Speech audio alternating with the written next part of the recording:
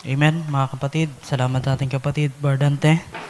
At sa oras na ito, mga kapatid, ay ang bawat isa sa pagbasa ng salita ng Diyos dito sa ating teksto.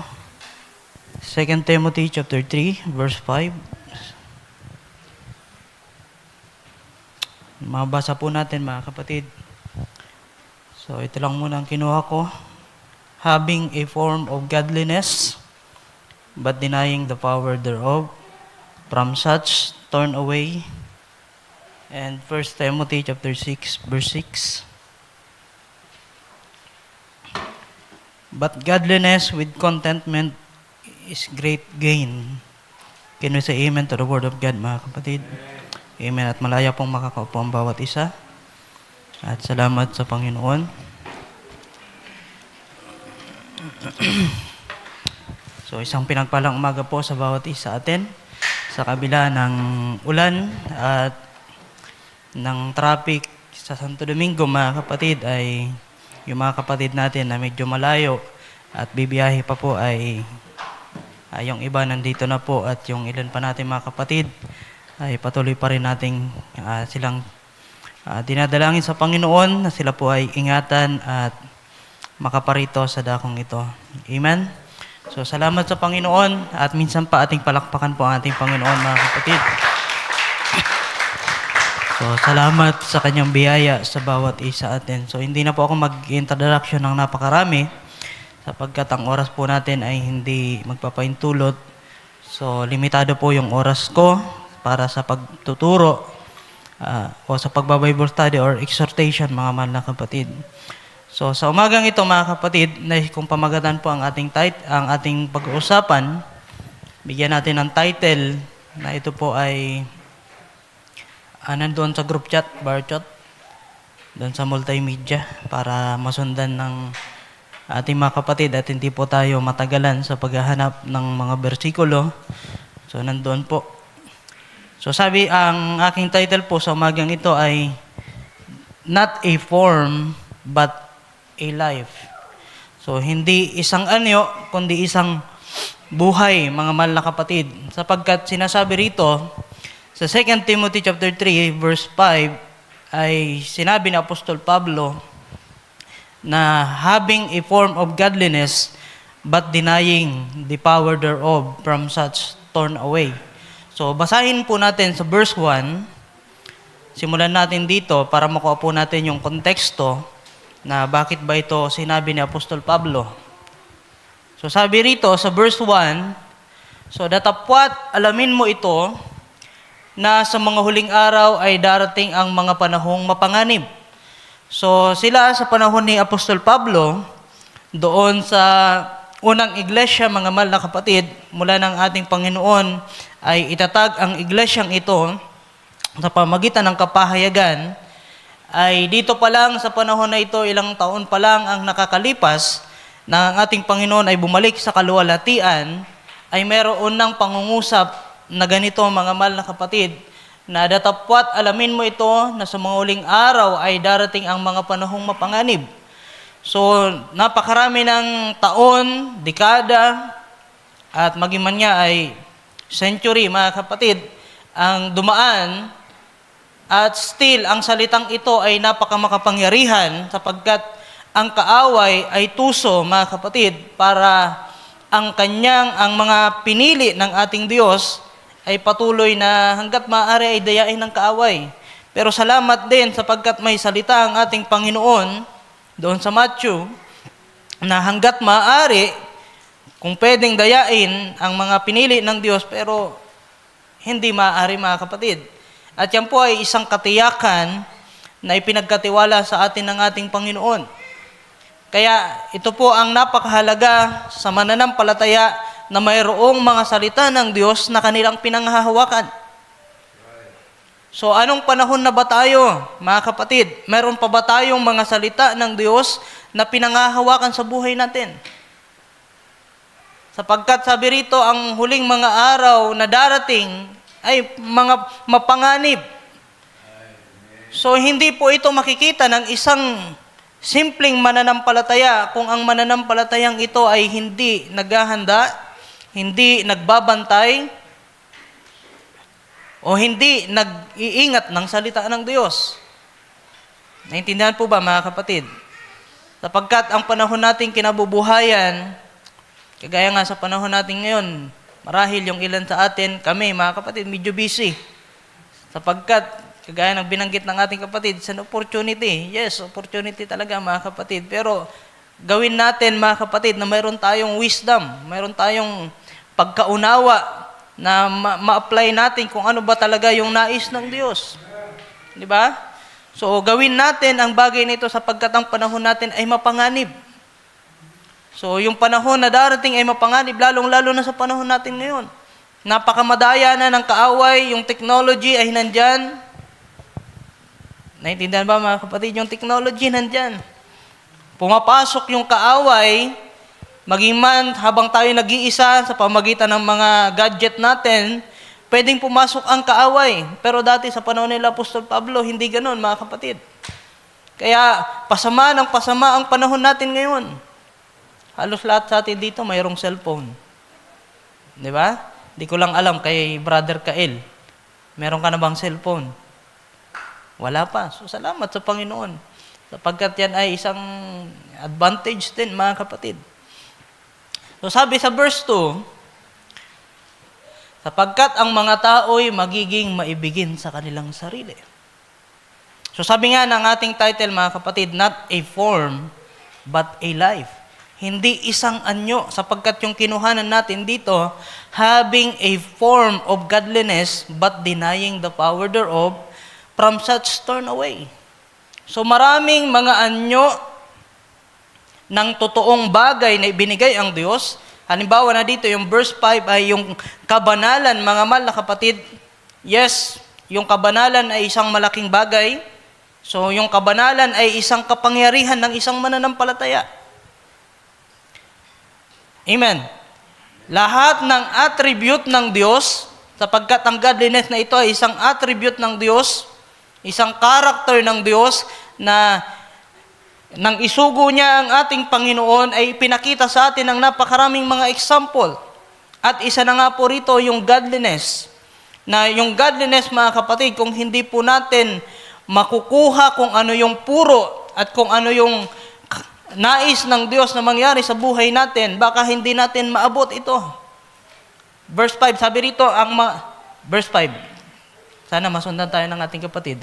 2 Timothy chapter 3, verse 5, na may anyo ng kabanalan. Nakita nyo, mga kapatid, anyo lang pero hindi yung pinakatotoong bagay. Sapagkat yung kabanalan na ito na binanggit na Apostol Pablo ay malaking bagay ito kapag ito ay tinanggap ng isang mananampalataya. Kumbaga, mga kapatid, masabi natin mayroong totoo at mayroong hindi totoo. So may anyo ng kabanalan, dapat tinanggihan ang kapangyarihan nito. Lumayo ka rin naman sa mga ito.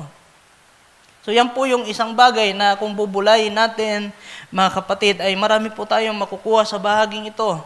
Sapagkat ang kabanalan na ito ay hindi lang ito yung simpleng pananamit ng damit, pagpapahaba ng buhok, pagsusuot ng tamang kasuotan, hindi pagsasalita ng o hindi pagmumura, hindi pag-iinom ng alak o yung mga outward na ginagawa natin na makikita yung kabanalan.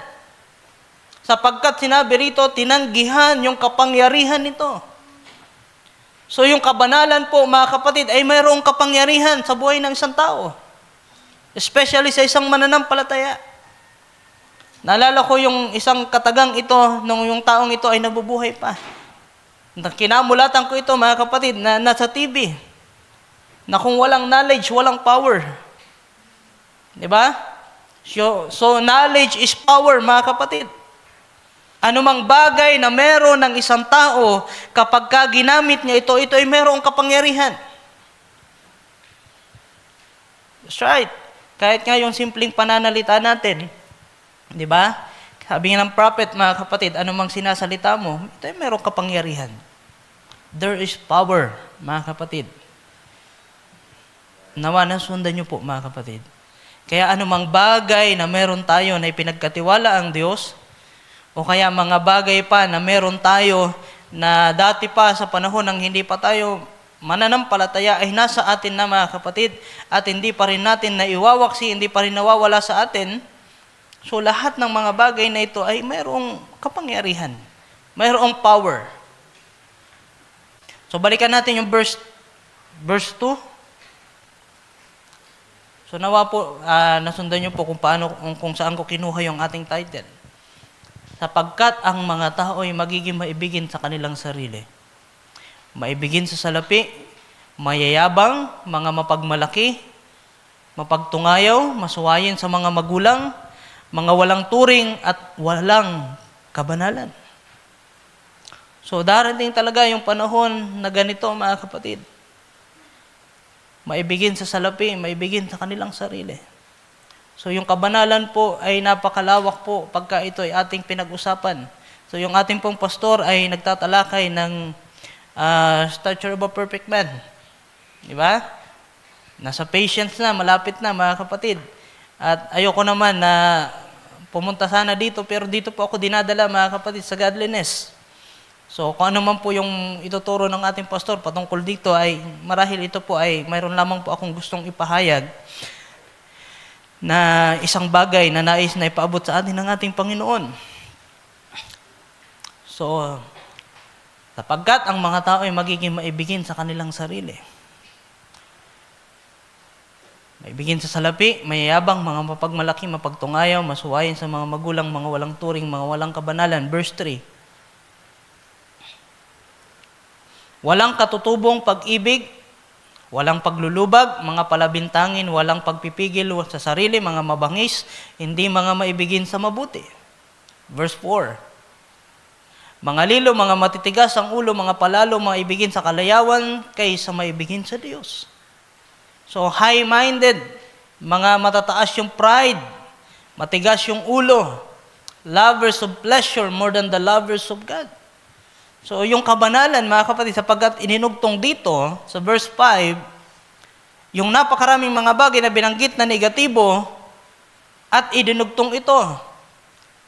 Marami silang mga ganitong ugali, ngunit mayroon silang anyo ng kabanalan, at yung mga bagay na ito, from verse 2 hanggang verse 4 na binanggit ni Apostol Pablo, ay kinungklud niya, mga mahal na kapatid, na although may anyo ng kabanalan yung ilang mga believer sa panahon na ito, may mga nagpo-profess, nagpapahayag na sila ay mga mananampalataya, although yung outward ay nakikita yung tamang panunuo at kasuotan, pananamit, mga mahal na kapatid, pero yung inward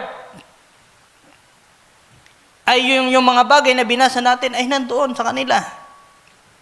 At yun yung dahilan kung bakit sinabi ng Apostol Pablo na nagawa nilang matanggihan yung kapangyarihan ng kabanalan.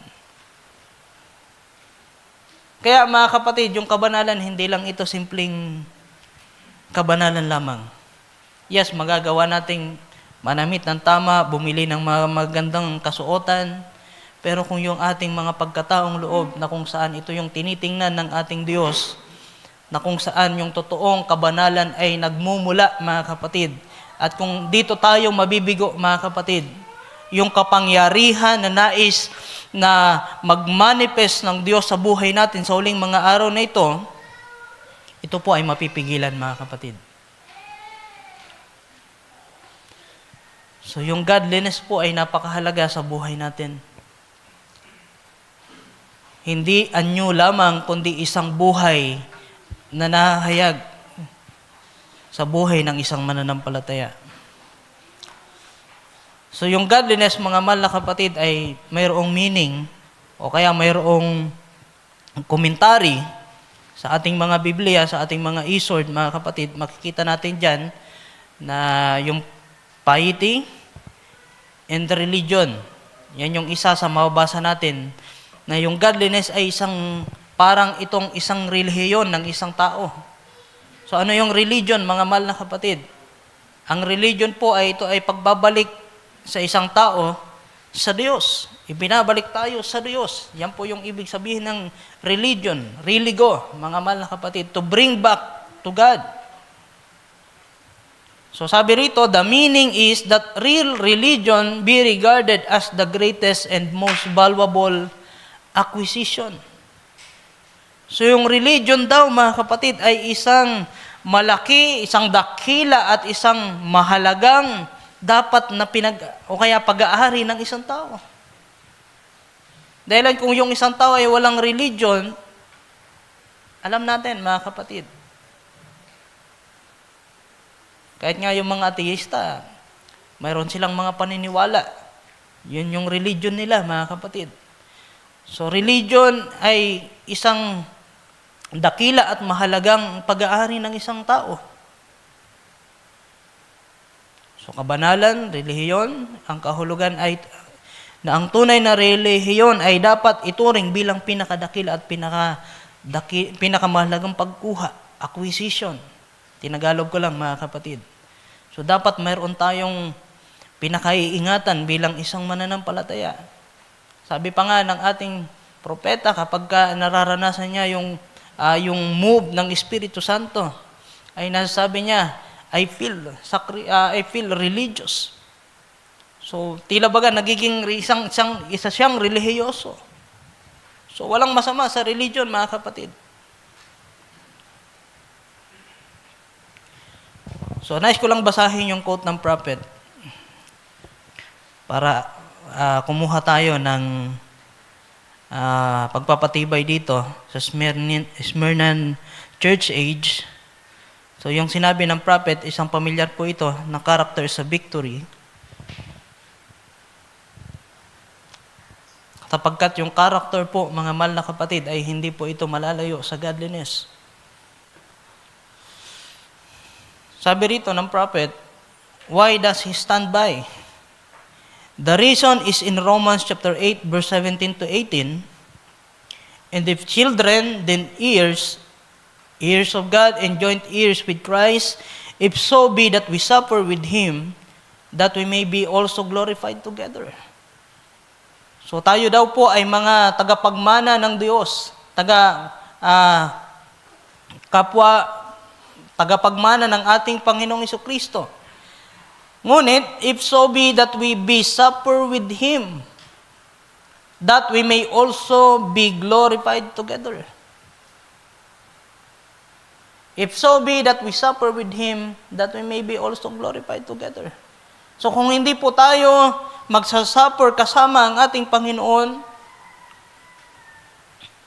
sabi rito, hindi rin po tayo makakasamang kung paanong ang kaluwalhatian ng Panginoon ay nanduroon.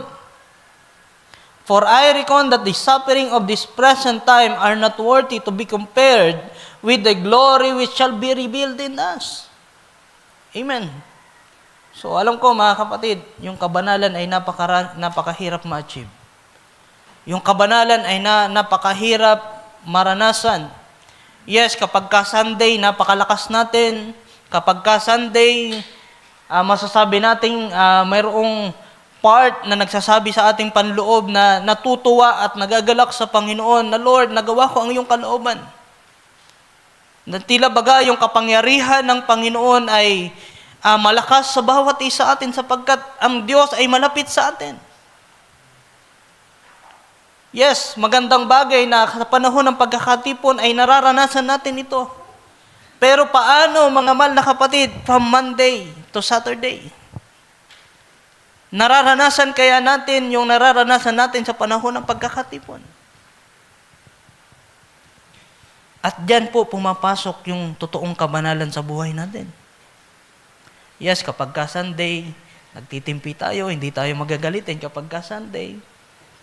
Pero Monday pa lang, mga kapatid, pagka-umaga, andyan na kaagad yung mga bagay na iniingatan natin sa panahon ng Sunday, pagka-Lunes, dahilan walang pag-iingat na nararanasan sapagkat walang mga kapatiran na kapaligid, andyan na kaagad nagsisimula yung kalbaryo ng buhay ng isang mananampalataya. At yan din yung isang suffering, mga kapatid, na dapat pagtagumpayan ng bawat mananampalataya. Nasabi nga, minsan kapag ka Miyerkules, mga kapatid, ang makapunta tayo sa gawain kapag ka Miyerkules ay isang pananagumpay. Yes, tama yun, mga kapatid, pananagumpay yun. At sa bawat araw ng ating mga buhay, dapat nananagumpay tayo. At kung wala si Kristo sa buhay natin, napakahirap managumpay. Yes. Dahil kung wala si Kristo, meron ka mang naranasang pananagumpay, hindi yan sa kaluwalhatian ng Panginoon. That's for your own glory lamang, mga kapatid. Sabi rito, for I reckon that the sufferings of these present times are not worthy to be compared with the glory which shall be revealed in us. Unless we suffer with Him, we cannot reign with Him. So kung hindi daw tayo kasamang makikipagtiis sa ating Panginoon, so napakaraming tiisin sa buhay na ito, mga kapatid. Nandyan na yung sakit, tumatanda, ating kapatid, Brother Alex. Napakahirap na, mga kapatid. Hindi na ganun kadali na maglingkod kapag ka tumatanda na. So unless we suffer with Him, we cannot reign with Him. You have to suffer to reign. Kailangan mong magtiis para ikaw ay maging mananagumpay. The reason for this is that character simply is never made without suffering. So yung character ng isang tao, isang mananampalataya, ay hindi nabubuo kung walang suffering. So character is a victory at not a gift, and it's not a gift. A man without character can train because power apart from character is satanic. But power with character is fit to rule. Di ba? So paano ba natin ginagawa yung godliness natin, mga kapatid? So bigyan ko lang po kayo ng isang example patungkol dito, sapagkat nakita ko lang ito. Yung motivation and discipline. Mayroong pagkakaiba yung motivation at yung discipline, mga kapatid. Sa mga nakapanood ng video na yon, salamat, sapagkat masusundan nyo ako.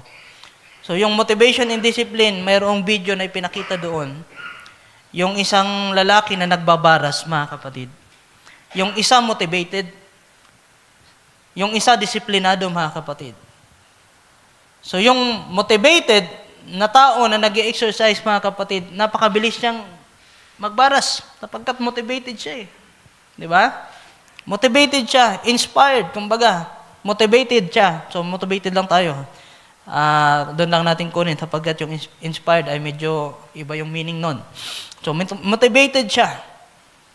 So sa unang bahagi, mabilis siya, mga kapatid, sapagkat nandun yung kalakasan. Pero yung isang taong disiplinado, dahan-dahan lang siya, mga kapatid. Napipicture nyo ba yung isang video? Na magkasabay sila, yung motivated at yung disiplinado. Yung isa ay mapakabilis, pero unti-unting bumabagal. Yan yung motivated, mga kapatid. Pero yung disiplinado, mula sa simula hanggang sa pagtatapos, consistent. Di ba?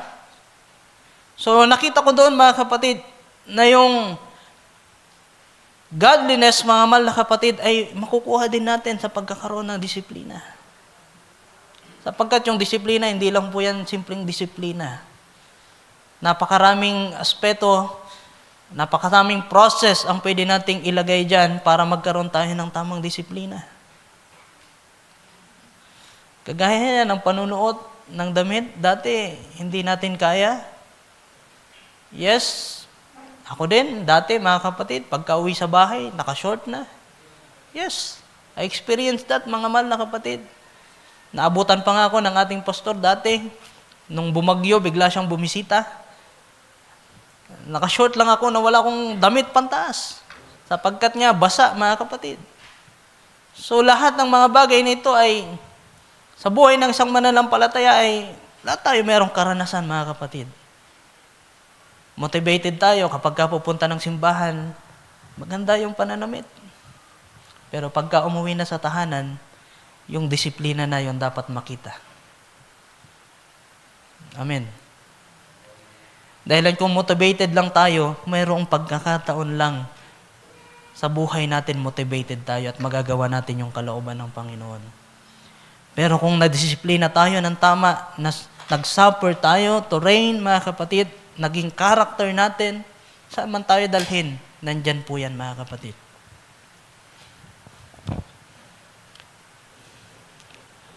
So napakahalaga po ng character sa pagkakaroon ng godliness.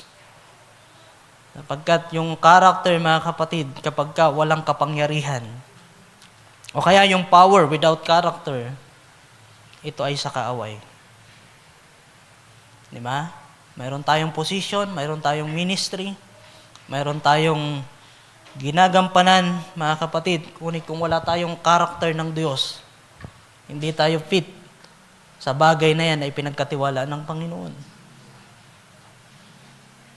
Di ba? Sa music ministry ng mga nandito, sinusubok yung patience natin, sinusubok yung pagtitiis, paghihintay sa oras, sapagkat mayroong oras na pinag-usapan pero hindi nasusunod.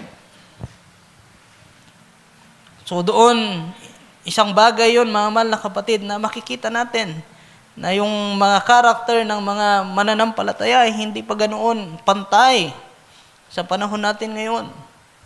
Sapagkat hindi lahat ay pare-pareho ang pinagdaraanan at hindi lahat pare-pareho na nagbibigay ng importansya sa paggawa at pagsunod ng kalooban ng Diyos. Halimbawa ako, iba yung pagpapahalaga ko sa kalooban ng Diyos at yung kapatid din natin, iba yung pagpapahalaga niya sa kalooban ng Diyos. Doon nagkakaroon ng pagkakaiba, mga kapatid. So balikan natin yung ating teksto. Sapagkat yung teksto natin, mga kapatid, ay nagsasabi rito, having a form of godliness, but denying the power thereof. So sabi ko nga, mga kapatid, napakaraming mga bagay na meron tayo na yan po ay mayroong kapangyarihan. Isa na nga po dito, mga kapatid, yung character natin. So na may anyo ng kabanalan, datapwat tinanggihan ng kapangyarihan nito. Lumayo ka rin naman sa mga ito. So, doon sa ating isa pang verse, sa 1 Timothy chapter 6, verse 6, mga kapatid, mabasa din natin dito. Tatapwat ang kabanalan na may kasiyahan ay malaking kapakinabangan. So, nung nakaraan, naibahagi ko po sa inyo na tayo ay mag-delight sa ating Panginoon. So, yan po ay pwede natin kuning isang katanungan. Yung kabanalan ba na meron tayo, masaya ba tayo sa mga bagay na ginagawa natin? Masaya ka ba sa pagsusuot mo ng iyong damit? Masaya ka ba sa lahat ng ginagawa mo para sa Panginoon? Sapagkat sabi rito, ang kabanalan na may kasiyahan ay malaking kapakinabangan. Kahit saan naman mga bahagi, mga kapatid, pagtatrabaho natin, kung hindi na tayo masaya, lugi tayo. Ginagawa natin yung isang bagay, nag-aaksaya lang tayo ng oras at panahon. Na dapat sa lahat ng bagay na ginagawa natin, dapat makita natin, ano ba yung purpose? Kagaya nga po nung nakaraang Miyerkules. Ano mang aspeto ng buhay natin, nasa kasaganaan man, nasa kakulangan man, tingnan natin kung ano ang purpose ng ating Panginoon sa buhay natin. Di ba? So yung kabanalan, mga kapatid, hindi yan nagsasabi na banal ka lang sa panahon na ikaw ay pinagpapala ng Diyos. Banal ka lang kung kailan nandyan yung mga provision ng Panginoon. No, mga kapatid. Dapat banal ka, anumang kalagayan meron ka. May pagsubok ka bang pinagdaraanan, may problema man sa kapatid, na hindi man pagkakaunawaan, dapat nandyan pa rin yan, mga kapatid. Sapagkat godliness with contentment is great gain. So yung contentment, mga kapatid, sabi ng prophet, yung last quote, there's no happiness or contentment outside of Jesus Christ. So walang kasiyahan o kakontentuhan outside of Jesus Christ kung wala si Kristo sa buhay natin. Nakita nyo ba yan, mga kapatid? Na yung godliness po, yan po yung Christ in you. Ang si Kristo ay nasa sa inyo. Kasi kung kabanalan lamang yan ng isang tao, delikado yan, mga kapatid. Maraming mabait kumpara sa atin. Maraming mabubuting tao kumpara sa atin. Diba? Pero kung wala si Kristo, mga kapatid, walang kabuluhan ang napakaraming mga bagay. Halimbawa, nagsisimba tayo, ginagawa natin na ito ang kalooban ng Diyos, ito ay pagpapakabanal, mga kapatid. Isang uri ito ng pagpapakabanal sa atin. Diba? Sabi ng mga Katoliko, pagka nagsisimba, nababawasan yung kasalanan. Diba? Pagpapabanal dito, mga kapatid. Yes. Ginagawa natin ito para maging kalugod-lugod sa ating Panginoon. Pero kung wala yung kasiyahan natin, wala yung kakontentuhan, walang kabuluhan ang mga bagay na ito. So sa 1 Timothy chapter 4 verse 8, makita din natin dito,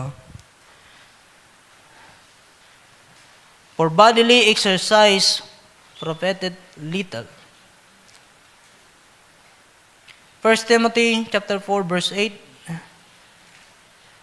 for bodily exercise profited little, but godliness is profitable unto all things,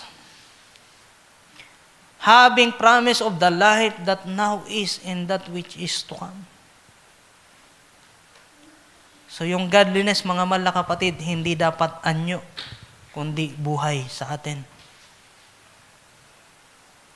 Sa Tagalog, basahin natin, sapagkat sa pagsasanay ng katawan ay may kaunting pakinabang, ngunit ang kabanalang sa lahat ng mga bagay ay pinakikinabangan, na may pangako sa buhay na ito at sa darating.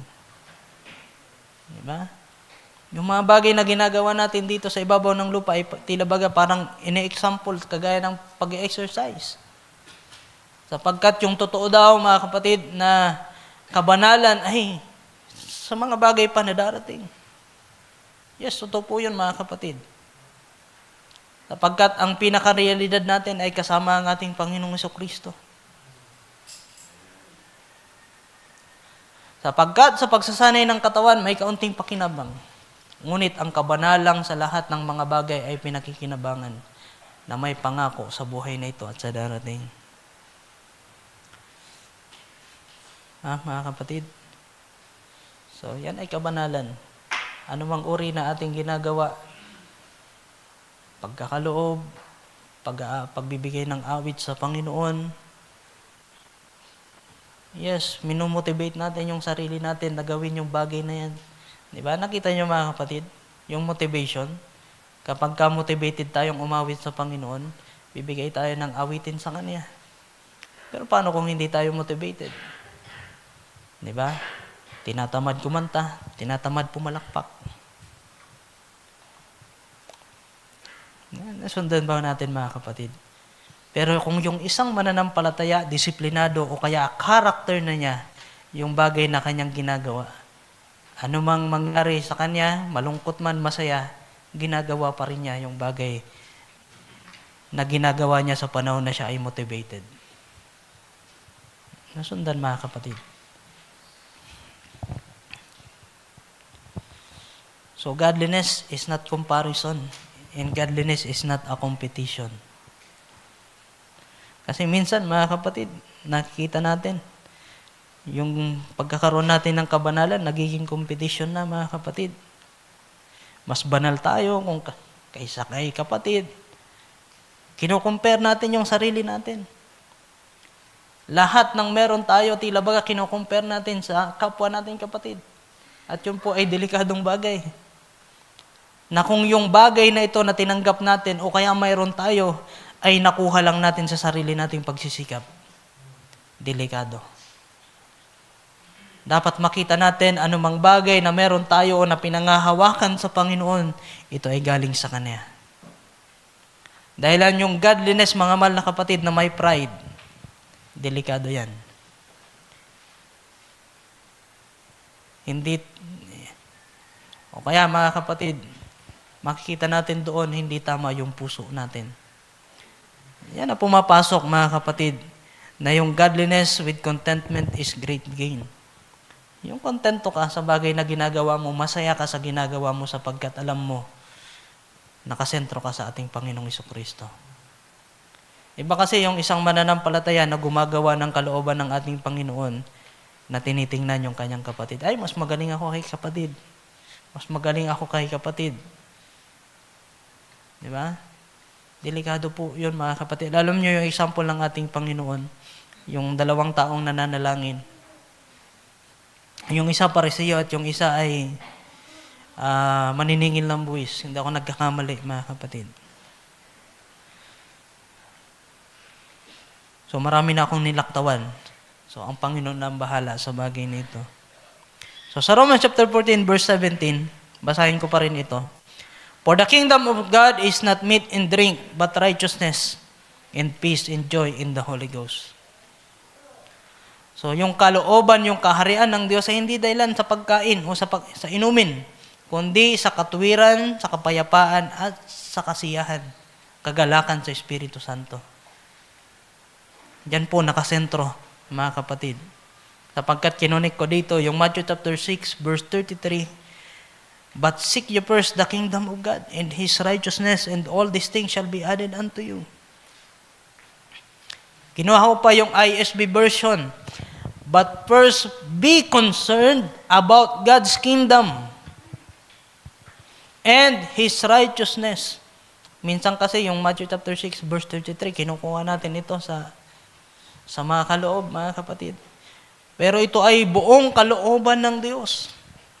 But first, be concerned about God's kingdom and His righteousness.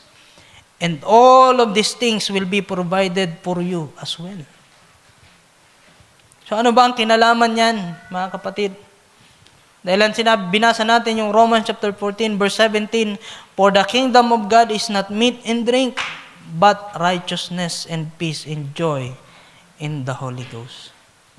Yung isang malagang bagay, ang kaharian ng Diyos ay hindi sa pagkain at pag-inom, kundi ang katuwiran, ang kapayapaan at ang kagalakan sa Espiritu Santo. Nawa, mga kapatid, sa lahat ng bagay na ginagawa natin, ang kalooban ng ating Panginoon, saan man tayo naroon, makita po yung katuwiran, makita yung kapayapaan, kontento ka sa bagay na ginagawa mo, kagalakan. So, nagagalak ka sa Espiritu ng ating Panginoon sapagkat alam mo na yan yung kalooban ng Diyos. Anumang bagay na ginagawa natin ay nawa makita na yan ay sa pamamagitan ng ating Panginoong Jesucristo. So, yung ating title po, mga kapatid, not a form, but a life. Hindi anyo lang, kundi hindi anino lang, mga kapatid, kundi totoong buhay na nahahayag sa buhay natin.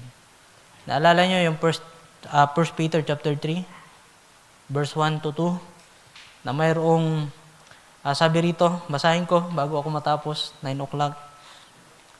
Sabi rito, 1 Peter chapter 3, verse 1 to 2, gayon din naman kayong mga asawang babae, pasakop kayo sa inyong sariling asawa, upang kung ang ilan ay hindi tumalima sa salita, at ay mga hikayat ng walang salita sa pamamagitan ng ugali ng kani-kaniyang asawang babae. Sa pagkamasid nila ng inyong ugaling mahinhin na may takot. So yan yung kabanalan, mga kapatid. Kahit hindi ka nangangaral, wala kang sinasabi, dahilan nakikita at nahahayag sa buhay mo, may nangyayari sa paligid mo. So not a form, but a life, mga kapatid. Hindi anyo lang. So yung anyo kasi, pwede nating maitago yung totoong tayo sa panahon ng pagkakatipon. Pero yung buhay natin, na totoong buhay natin, makikita natin mula Lunes hanggang Sabado. Kumbaga yung linggo ay talagang makikita dyan kung paano tayo na nagumpay. Kung maraming mga pagsubok na pinagtagumpayan, mga kapatid, then makikita yan sa buhay natin kung ano yung ginagawa natin sa panahon ng pagkakatipon. Kung pinanagumpay tayo ng Panginoon from Monday to Saturday, hindi ako naniniwala na yung tao na yan na mayroong pananagumpay, mananatiling tahimik sa panahon ng pagkakatipon. Sila ay mayroong kagalakan na magpupuri at tuluwalhati sa ating Panginoon. Ating palakpakan ang ating Panginoon. So, God bless you, mga kapatid. At binabalik ko sa ating kapatid, Bardante.